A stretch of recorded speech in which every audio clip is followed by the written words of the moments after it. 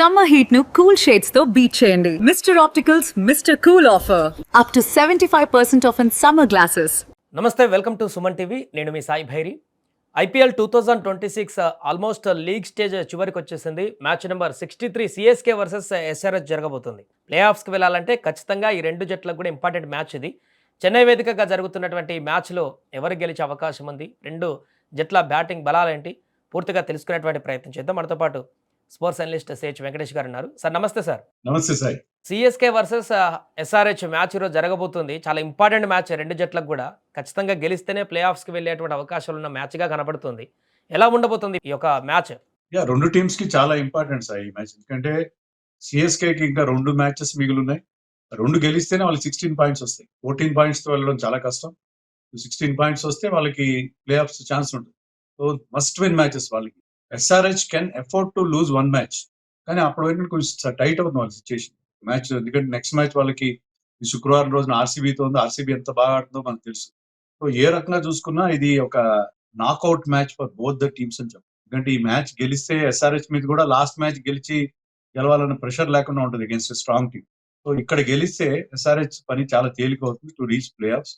So అందుకని వాళ్ళు కూడా వాళ్ళ కంప్లీట్ శాయశక్తులు ఒడ్డి మ్యాచ్ గెలవడానికి ట్రై చేస్తారు. అలాగే చెన్నైకి అయితే రిమైనింగ్ 2 మ్యాచెస్ గెలిస్తేనే వాళ్ళకి అవకాశం ఉంటుంది కాబట్టి వాళ్ళు కూడా they will try their best to win this match. So Chennai వేదికగా జరుగుతుంది కాబట్టి మ్యాచ్ అడ్వాంటేజ్ ఉండే అవకాశం ఉందా చెన్నైకి, లేకుంటే ఎస్ఆర్హెచ్ ఆ డామినేషన్ కొనసాగిస్తుంది? ఆల్రెడీ మొన్న మనం మాట్లాడుకున్న విహారీ కామెంట్ చేసినప్పుడు ఫ్లాట్ పిచ్లోనే ఎస్ఆర్హెచ్ ఆడుతుంది, వేరే పిచ్ల దగ్గర ఆడలేదు. ఇలాంటి అడ్వాంటేజ్ ఏమన్నా చెన్నైకి ఉందా ఈరోజు? అంటే ఒకప్పుడు చెన్నైకి అది ఒక కంచుకోటగా ఉండేది చెపాక్ స్టేడియం, కానీ లాస్ట్ ఇయర్ చాలా మ్యాచ్లు ఓడిపోయారు. ఈ ఇయర్ కూడా కొన్ని గెలిచారు, కొన్ని ఓడిపోయారు. ఒకప్పుడు ఉన్నంత అడ్వాంటేజ్ వాళ్ళకి కనపట్లేదు. ఎందుకంటే చెన్నై పిచ్ ఒకప్పుడు ఎలా ఉండేదంటే చాలా స్లో అండ్ లోగా ఉండేది, స్పిన్నర్స్ కి అనుకూలంగా ఉండేది. చెన్నై సిఎస్కే టీం కూడా అలాగే సెలెక్ట్ చేసేవారు, స్పిన్నర్స్ ని, తర్వాత స్లోగా బ్యాటింగ్ చేసే బ్యాట్స్మెన్ సెలెక్ట్ చేసేవారు. కానీ ఈ ఏడాది చాలా ఫ్లాట్ వికెట్ అక్కడ చాలా సందర్భాల్లో మనం చూసాం. కాబట్టి వాళ్ళకి ప్రత్యేకమైన అడ్వాంటేజ్ ఉంటుందని నేను అనుకోను. అలాని ఎస్ఆర్హెచ్ కి ఒక మంచి out and out batting wicket కూడా ఇవ్వరు. ఎందుకంటే ఎస్ఆర్హెచ్ ఎక్కడ బయట ఆడినా అన్ని టీమ్స్ ఏం జాగ్రత్త పడుతున్నాయంటే వీళ్ళకి మంచి బ్యాటింగ్ కండిషన్స్, ఫ్లాట్ వికెట్ ఇస్తే వీళ్ళు మ్యాచ్ ఎగరేసిపోతారని వాళ్ళు తెలుసు. వాళ్ళ దగ్గర ఉన్న బంచ్ ఆఫ్ బిగ్ హిట్టర్స్ గురించి అందరికి తెలుసు. సో వాళ్ళు ఖచ్చితంగా బ్యాటింగ్ కి అంతగా అనుకూలించని పిచ్చే ఇచ్చే అవకాశం ఉంది. హోమ్ అడ్వాంటేజ్ ని ఖచ్చితంగా కొంతవరకు వాళ్ళు ఉపయోగించుకుంటారు. సో రెండు జట్ల బ్యాటింగ్ బలాలను కనుక చూస్తే ఏది స్ట్రాంగ్ గా ఉందని చెప్పొచ్చు ఈ రోజు మ్యాచ్లో? బ్యాటింగ్ విషయానికి వస్తే ఎస్ఆర్హెచ్ ఇస్ మచ్ స్ట్రాంగర్. ఎందుకంటే ఆ టీంలో ఉన్న Abhishek, Travis head, Ishan Kishan, Klaasen and Nitish Reddy, వీళ్ళు 5 చాలు. వీళ్ళు 5 కూడా ఎవరికి వాళ్ళే మ్యాచ్ విన్నింగ్ విన్నర్స్ వాళ్ళు.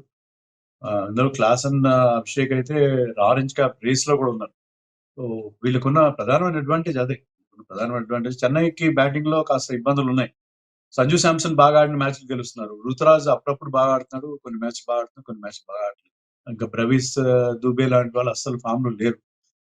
కొత్తగా వచ్చిన టీంలో చేరిన ఉర్విల్ పటేల్ కొంతవరకు బాగా ఆడుతున్నాడు, మంచి అగ్రెసివ్ గా ఆడుతున్నాడు. బట్ ఓవరాల్ గా వాళ్ళకి బ్యాటింగ్ లో కావాల్సిన ఆ స్ట్రెంగ్త్ మనకి కనబట్లేదు. సో బౌలింగ్ విభాగాన్ని చూస్తే రెండు జట్లు ఏది కొంత స్ట్రాంగ్ గా ఉందని చెప్పొచ్చు. సిఎస్కేలో స్ట్రాంగ్ బౌలింగ్ లైనప్ ఉందా, ఎస్ఆర్హెచ్లో స్ట్రాంగ్ బౌలింగ్ లైనప్ ఉందా? SRH still strong bowling also. ఎందుకంటే ప్యాట్ కమిన్స్ తన ఎక్స్పీరియన్స్ యూజ్ చేసి కీలకమైన వికెట్లు తీస్తున్నాడు. కీలకమైన దశలో అతను బౌలింగ్ వచ్చి బ్రేక్ త్రూస్ ఇవ్వడం కూడా మనం చూసాం. సో ఒక సీనియర్ ప్రోగా ఈ యంగ్ టీమ్ ని అతను బాగా నడిపిస్తున్నాడు.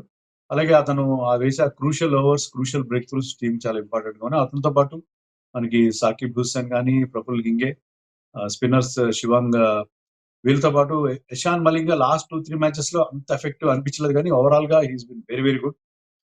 సో వీళ్ళ బౌలింగ్ మొదట్లో చాలా వీక్ అనిపించింది ఎస్ఆర్హెచ్ బౌలింగ్, కానీ చాలా బాగా వాళ్ళు రికవర్ అయ్యారు. ముఖ్యంగా సాకిబ్ అండ్ ప్రఫుల్ హింగేని ఎప్పుడైతే టీంలోకి తీసుకొచ్చారో వాళ్ళకి ఆ బౌలింగ్ లో ఆ పదును వచ్చినట్టుగా మనకు కనిపిస్తుంది. I think young bowling, inexperience bowling attack, but still SRH has a better bowling attack. చెన్నైలో జేమీ ఓవర్టన్ వెళ్ళిపోవడం ఇంజరీతో అది చాలా పెద్ద దెబ్బ వాళ్ళు. జేమీ ఓవర్టన్ ముఖ్యంగా డెత్ ఓవర్స్ చాలా బాగా వేసేవాడు. బ్యాక్ ఎండ్ లో అంటే మిడిల్ ఓవర్స్ లో కానీ, డెత్ లో కానీ అతను మంచి పేస్ ఉంది, హైట్ ఉంది. సో అతను వాళ్ళు ఖచ్చితంగా మిస్ అవుతున్నారు. అలాగే అన్షుల్ కాంబోజ్ మొన్నటి దాకా ఇప్పటికి కూడా పర్పుల్ క్యాప్ రేస్ లో ఉన్నాడు, కానీ లాస్ట్ 2-3 మ్యాచెస్ లో అతను చాలా ఎక్కువ రన్స్ ఇస్తున్నాడు. లాస్ట్ మ్యాచ్ లో ఎల్ఎస్జి బ్యాట్స్మెన్ అయితే అతని మీద విపరీతంగా రన్స్ చేశారు. సో వాళ్ళ బౌలింగ్‌లో నూర్ అహ్మద్ తప్ప మిగతా వాళ్ళు అంత ఎఫెక్టివ్‌గా కనిపించని పరిస్థితి. సో ఇప్పుడు మీరన్నట్టుగానే చెన్నైలో సంజు ఆడితే ఒకలాగా, లేకుంటే ఒకలాగా అన్నట్టుగా మారింది. ఎస్ఆర్‌హెచ్‌లో ఓపెనర్స్ ఆడితే ఒకలాగా, లేకుంటే ఇంకోలాగా అన్నట్టుగా మారిపోయింది. సో ఈ ఈక్వేషన్‌ని మార్చేటువంటి అవకాశం ఏమైనా ఉందా మ్యాచ్‌లో? ఎందుకు ఇలాంటి పరిస్థితి ఏర్పడింది 2 జట్లకు? ఎగ్జాక్ట్‌లీ. చెన్నైకి ముఖ్యంగా సంజు పవర్ ప్లే దాటితే వాళ్ళు ఖచ్చితంగా గెలుస్తున్నారు. పవర్ ప్లే దాటనప్పుడు ఆల్మోస్ట్ ప్రతిసారి ఓడిపోవడం అనేది మనం చూసాం. సో వాళ్ళకి they are dependent on Sanju's performance. కానీ Sanju is not a consistent player. Sanju ప్రతి మ్యాచ్‌లో బాగా ఆడే ప్లేయర్ కాదు. ఆడిన రోజున అతను మ్యాచ్ గెలిపిస్తాడు. కానీ కొన్ని సందర్భాల్లో అతను చాలా ఎర్లీగా అవుట్ అయిపోతాడు. సో సంజు ఫామ్ మీద వాళ్ళు ఎక్కువగా డిపెండ్ అవుతారు. ఎందుకంటే తర్వాత మిడిల్ ఆర్డర్‌లో మీకు రవీస్ ఫామ్‌లో ఉన్నట్టే కనిపిస్తున్నారు గానీ పెద్ద స్కోర్‌లు రావట్లేదు. శివం దుబే కూడా ఎఫెక్టివ్‌గా లేడు. లాస్ట్ మ్యాచ్‌లో కార్తిక్ శర్మ ఒక మంచి ఇన్నింగ్స్ ఆడాడు.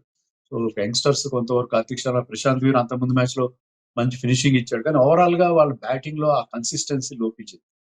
మీరన్నట్టుగా ట్రావిస్ షేక్ మీద డిపెండ్ అవుతున్నారు ఎస్ఆర్‌హెచ్ కరెక్టే గానీ క్లాసన్ ఆడుతున్న తీరు. ఇప్పుడు ఆరెంజ్ క్యాప్ రేస్‌లో ఒక నంబర్ 4, నంబర్ 5లో ఆడే బ్యాట్స్‌మన్ ఉన్నాడంటే కెన్ అండర్‌స్టాండ్. మీరు ఆరెంజ్ క్యాప్‌లో మీరు ఆ లిస్ట్ గనుక చూస్తే టాప్ ప్లేయర్స్ లిస్ట్ చూస్తే వాళ్ళందరూ ఓపెనర్స్ ఉంటారు. లేకపోతే at the best the most number 3 ఉంటారు. ఇక్కడ వాళ్ళకి ఎక్కువ నంబర్ ఆఫ్ బాల్స్ ఆడే అవకాశం ఉంటుంది. పవర్ ప్లేలో ఆడే అవకాశం ఉంటుంది. కానీ నంబర్ 4, నంబర్ 5లో ఆడుతూ కూడా ఆరెంజ్ క్యాప్ రేస్‌లో క్లాస్ ఉన్నాడంటే అతను ఎంత బాగా ఆడుతున్నాడు. ప్రతి సీజన్‌లో కూడా 400+ రన్స్ చేస్తున్నాడు ఎస్ఆర్‌హెచ్‌కి వచ్చినప్పటి నుంచి.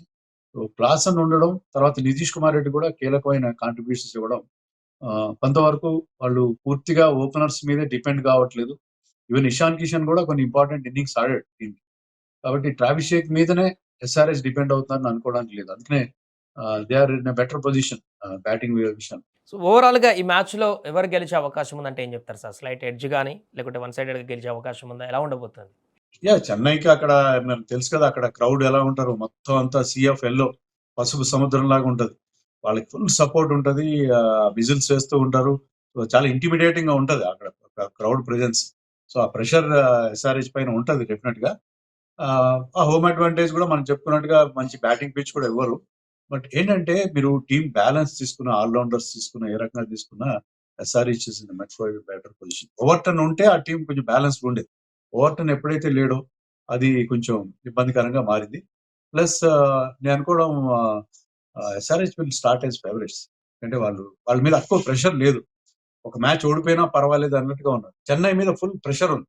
ఖచ్చితంగా గెలవాలి. ఇది ఒక నాకౌట్ మ్యాచ్ అనుకున్నప్పుడు ఆ ప్రెషర్ ఫీల్ అవుతారు. ఒక వికెట్ పడినా, ఒక టైట్ ఓవర్ వెళ్ళినా కూడా వాళ్ళకి ఆ టెన్షన్ అనేది చాలా ఎక్కువగా ఉంటుంది. ఎస్ఆర్‌హెచ్‌కి అది ఫేవరబుల్ గా ఉండే అవకాశం ఉంది. ఎందుకంటే they are at less pressure situation. So అది దాన్ని వాళ్ళకి అడ్వాంటేజ్‌గా నేను చెప్తాను. Right sir. Thank you. Thank you so much. అది సీఎస్‌కే వర్సెస్ ఎస్ఆర్‌హెచ్ మధ్య జరగబోతున్నటువంటి పోరు 2 జట్లకు కూడా చాలా కీలకమైనటువంటి మ్యాచ్ అని చెప్పొచ్చు. మరి మ్యాచ్‌లో గెలిచి ప్లే ఆఫ్స్‌కి చేరువకెళ్తుందా ఎస్ఆర్‌హెచ్ లేదంటే ఇబ్బందులు పడుతుందా అనేది వేచి చూద్దాం.